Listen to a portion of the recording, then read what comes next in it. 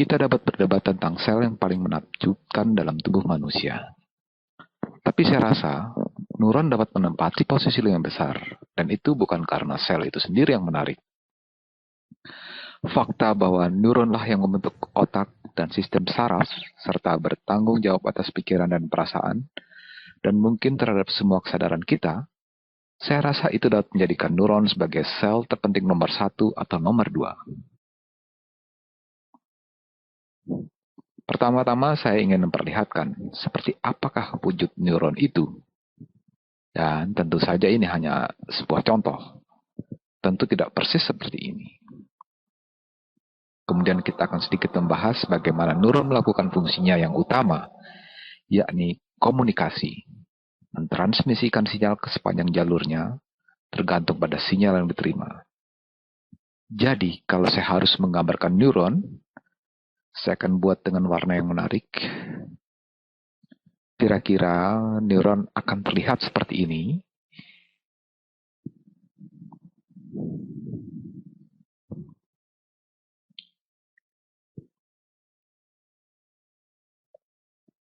Di tengah-tengahnya adalah soma, dan dari soma saya gambarkan nukleus. Inilah nukleus. Soma boleh dianggap sebagai badan neuron, dan ini adalah dendrit yang melekat pada soma. Dendrit membentuk cabang-cabang. Saya tidak ingin berlama-lama menggambarkan neuron, dan mungkin Anda pernah pula melihat gambar seperti ini sebelumnya. Dari soma dan neuron, terdapat cabang-cabang dendrit. Inilah dendrit.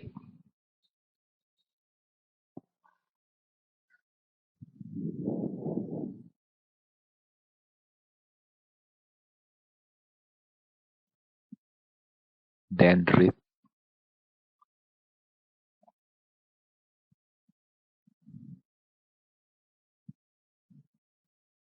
Dendrit berfungsi sebagai penerima sinyal.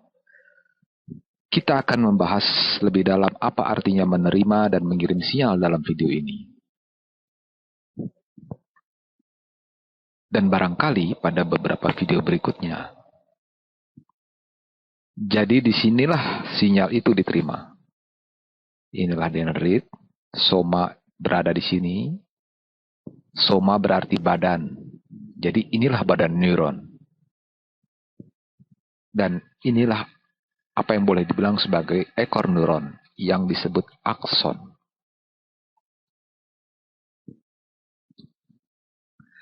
Neuron kira-kira berukuran seperti sel pada umumnya. Tapi ukuran akson dapat sangat panjang, walau ada akson yang pendek. Di dalam otak dijumpai akson yang berukuran sangat kecil, tapi ada akson yang menjulur sepanjang tulang punggung. Ada yang mencapai tangan dan kaki. Bayangkanlah ukuran panjang akson pada dinosaurus yang menjulur hingga tungkai-tungkainya, maka panjang akson dapat mencapai beberapa kaki. Tidak semua akson sepanjang itu, tapi ada yang mencapai panjang beberapa kaki. Jadi dengan jarak sepanjang itulah sinyal mengalir. Saya gambarkan akson, kira-kira seperti inilah akson. Dan di ujungnya terdapat terminal akson, di mana ia dapat berhubungan dengan dendrit lain atau mungkin jenis jaringan lain. Bila neuron ini memberitahu otot untuk melakukan suatu pekerjaan. Jadi di ujung akson terdapat terminal. Saya akan menggambarkan sebaik-baiknya.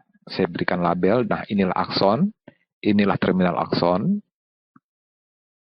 Pada titik pertemuan soma atau badan neuron dengan akson, terdapat akson hilok.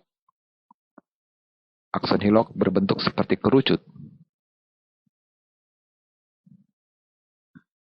Dan kita akan membahas bagaimana impuls mengalir. Dan bagian besar yang memungkinkan impuls mengalir efisien adalah sel-sel pelindung di sekitar akson.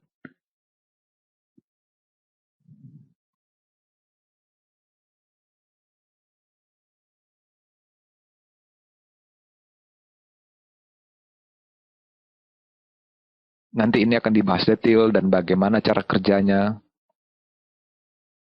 Tapi ada baiknya mengenal struktur anatomisnya terlebih dahulu. Inilah yang disebut cell swan.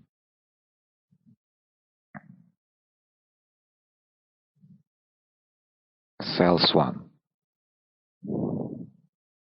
Cell swan membentuk pelindung myelin. Sel swan melapisi pada beberapa interval di sekitar akson. Ini disebut pelindung myelin. Jadi, sel-sel swan membentuk pelindung myelin. Saya buat lagi beberapa. Dan ada ruang-ruang antara pelindung myelin. Sekarang kita jadi tahu semua terminologi dari anatomi neuron. Ini disebut node Ranvier.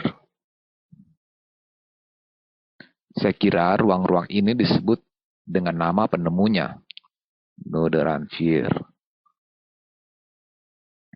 Ranvier. Mungkin dialah yang menemukan ruang antara ini. Jadi inilah node Ranvier itu. Seperti telah saya bahas sebelumnya, sinyal diterima di sini, nanti akan dibahas lebih dalam apa arti sinyal, dan lalu ada sinyal di sini. Sebenarnya sinyal dapat dijumlahkan. Ada sinyal di sana, ada sinyal lagi di sini, ada sinyal lebih besar di sini, dan sinyal-sinyal tersebut bergabung dan mengalir ke hilok, dan bila cukup besar akan memicu suatu potensi aksi di akson yang akan mendorong sinyal mengalir melalui akson, dan di sini sinyal itu terkoneksi melalui sinapsis atau dendrit line atau otot.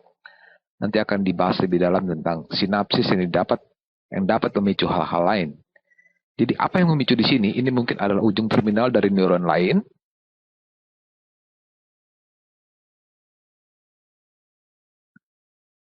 Akson, ini seperti di dalam otak, ini bisa berupa tipe neuron sensorik.